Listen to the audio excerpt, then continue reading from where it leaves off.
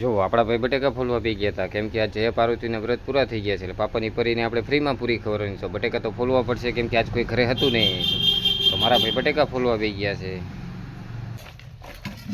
આપણે નાખી દઈશું ચણા. જુઓ 20 કિલો સામે 1.5 કિલો ચણા નાખ્યા આપણે. જોવો આમાં અંદર આલુ મસાલા બધી કોથમરી બીટી નાખી દીધી. પછી આપણે લઈ ધોઈ નાખી નડે કેમ કે સાફ તો કરવી પડે.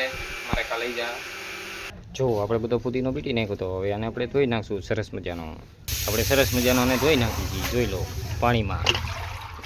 पानी के लिए पूरा एकदम फ्रेश है धनिया. देख सकते हो आप, देख सकते हो पुदीना है. हम फाइनली આવી ગયું છે ટ્રેન્સ વાળી ગલીમાં જઈએ એટલે આવી જાય આપણી દુકાન.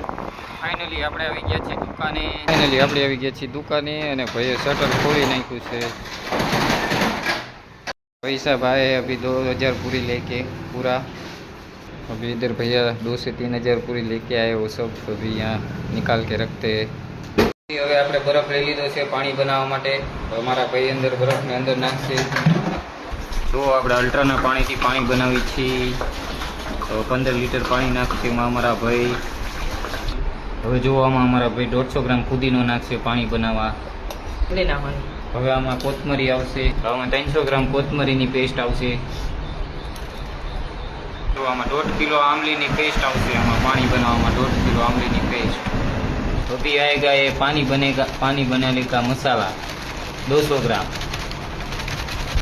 अभी आएगा हींग और काले नमक का पानी. इसमें इससे स्वाद बढ़िया आता है.